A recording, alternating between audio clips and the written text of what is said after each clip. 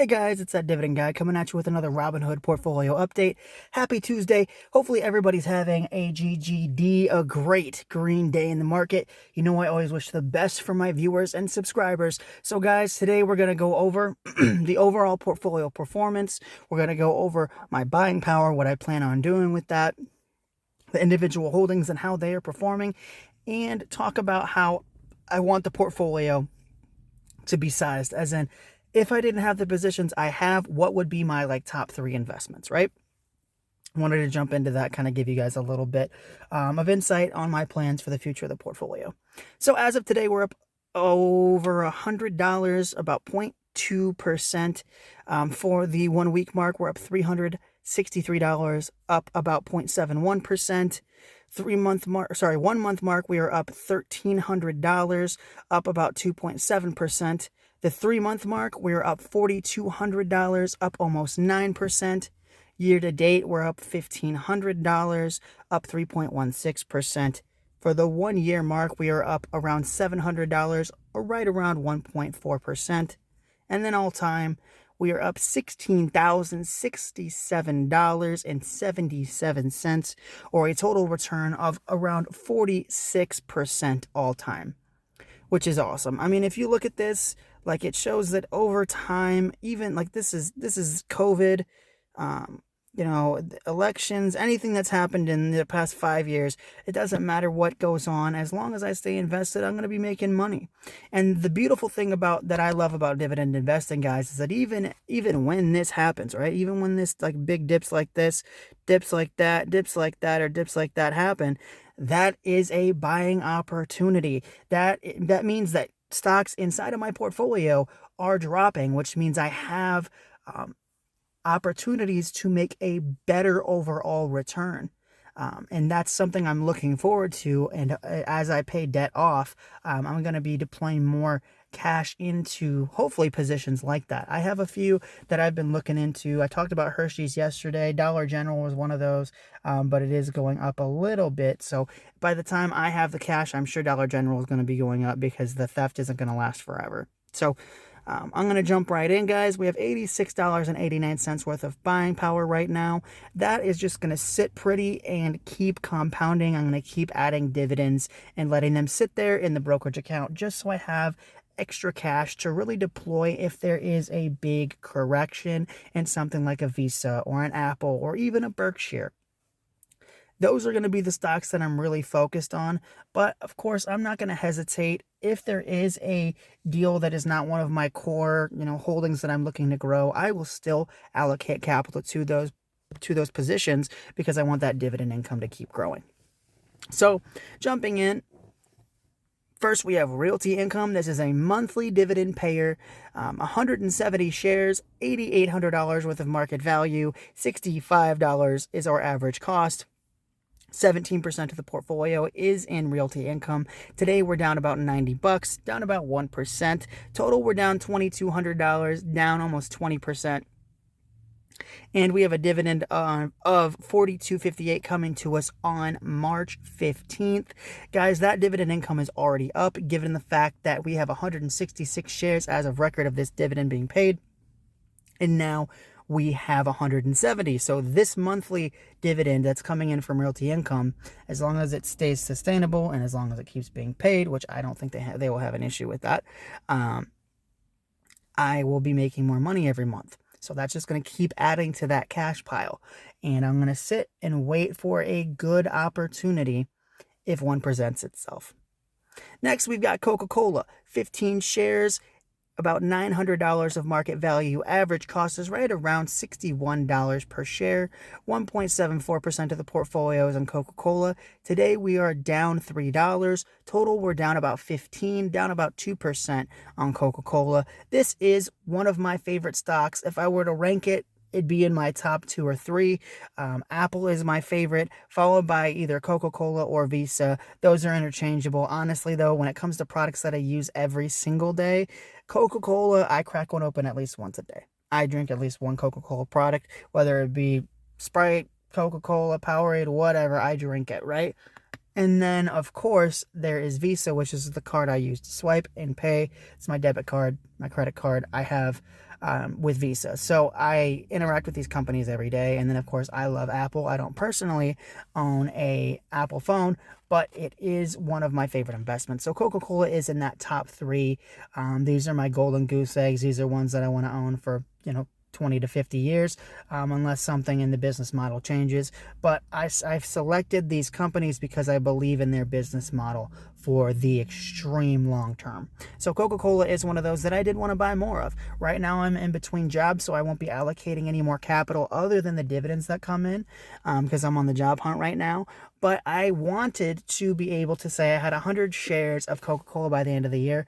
You know what? If we get aggressive, maybe that's possible. I'm going to be more focused on paying off debt and then really allocating that extra debt snowball money towards my savings first. And then once I get my savings to where I want it, it's going to be poured into the market. So I'm excited for that. That's the long term though.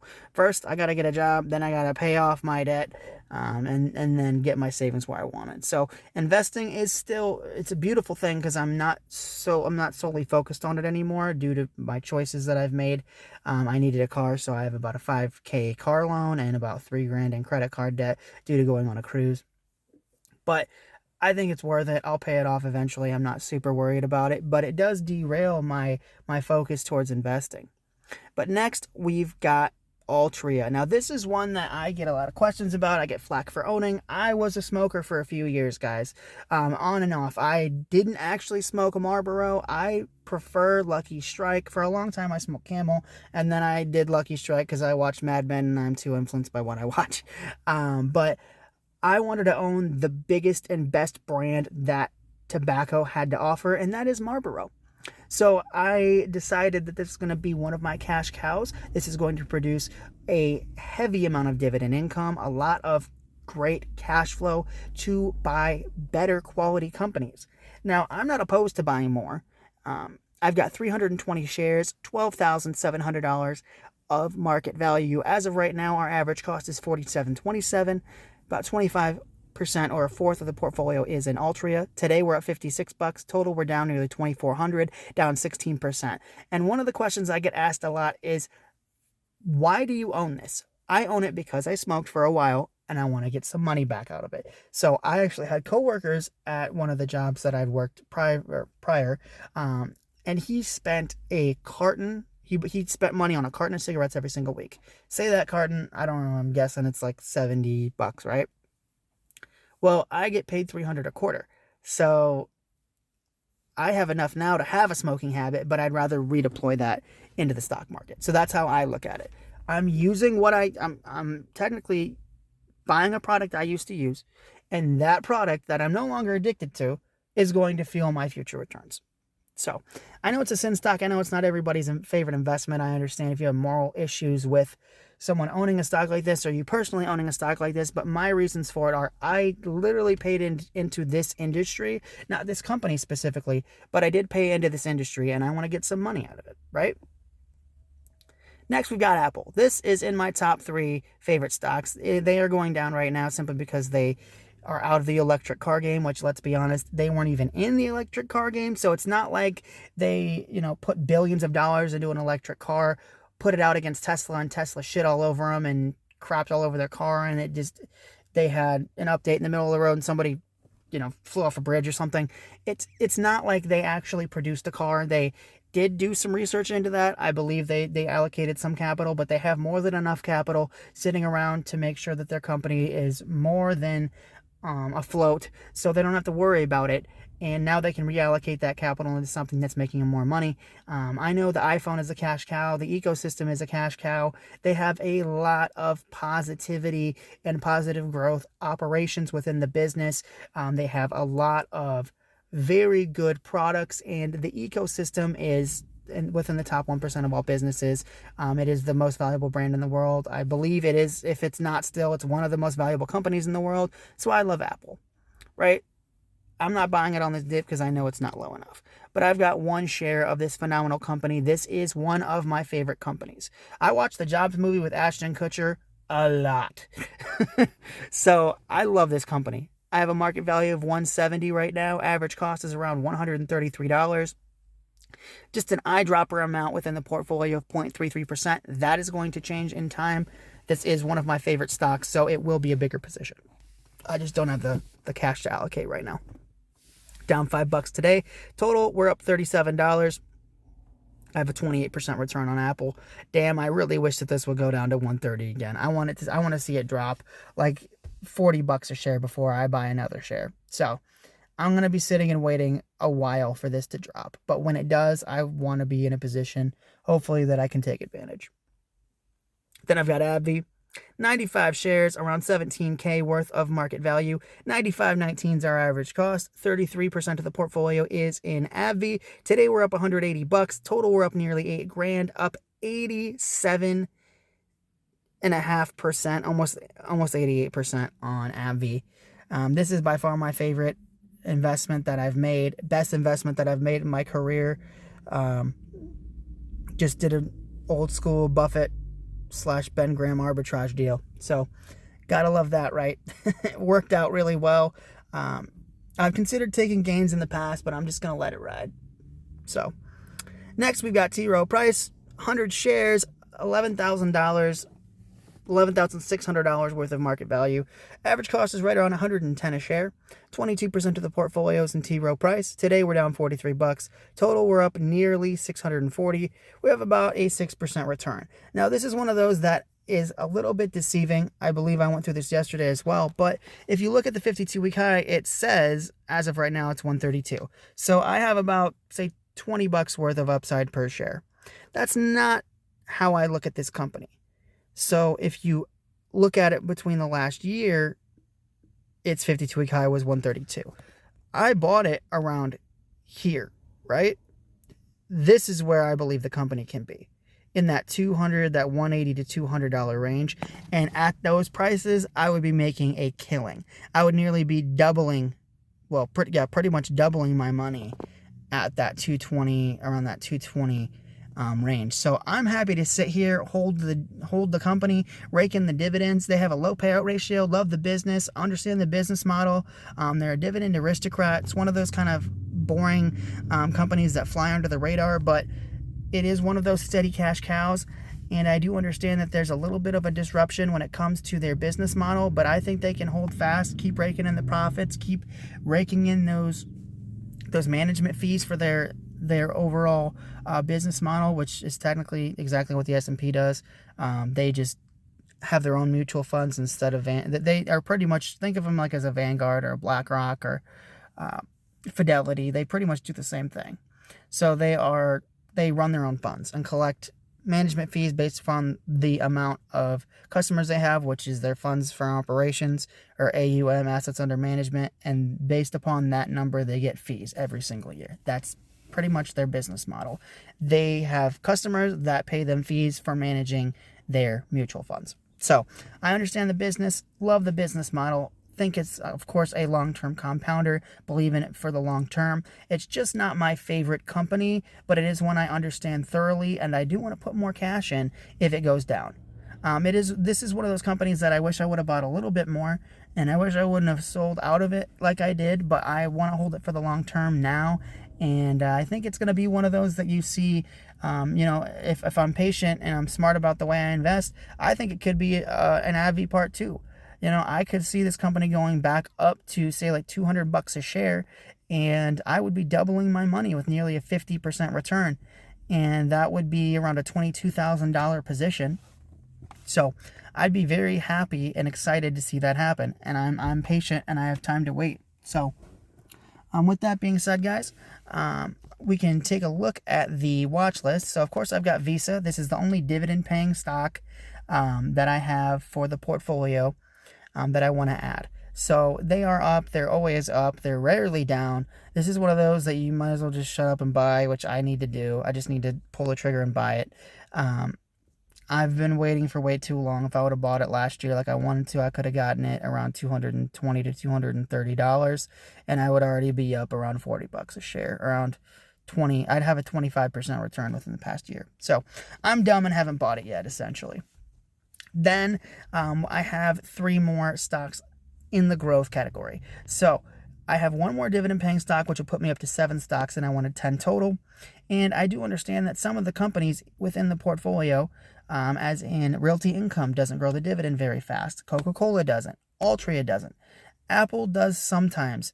But both AbbVie and T. Rowe, when the economy is doing well, they do very well and do high dividend increases. So those are the two big dividend growers in the portfolio, and Visa is going to be that for me as well.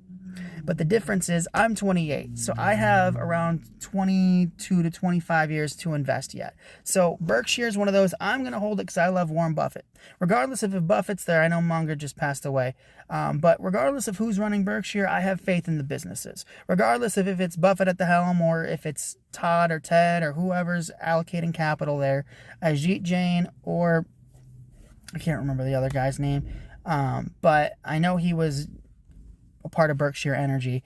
Todd and Ted are the other people that allocate capital. But whoever's running it, I believe in the business long term. BNSF is the railway is a cash cow. I love Geico. It's one of those that I've wanted to own. If it was a solo company on its own, I would own Geico. There's a couple more like that. The other one that I really wanted to own would be State Farm and Wrigley's. So those are a few companies that if they're public, I would buy. But Berkshire is just one of those that I want. I want to own it long term. I never plan on selling it once I own it.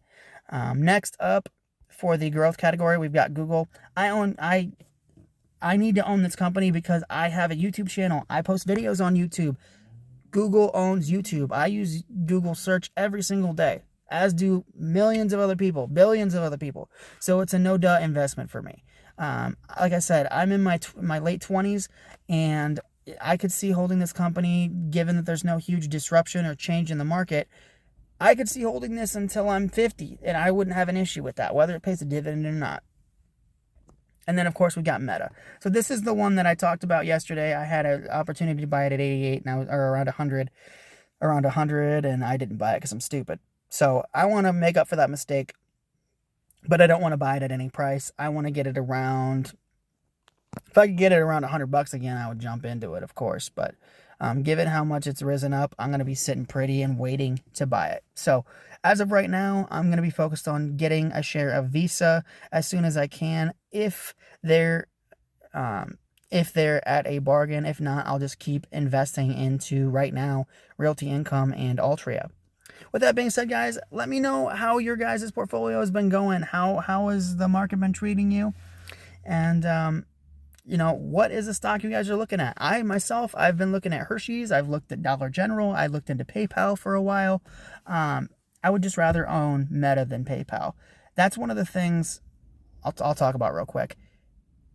One of the things that I pride myself on as I'm growing as an investor is, comparatively, would I rather own more Apple or more Altria? Answer is Apple. Would I rather own more T. Rowe or AbbVie? I'd rather own T. Rowe.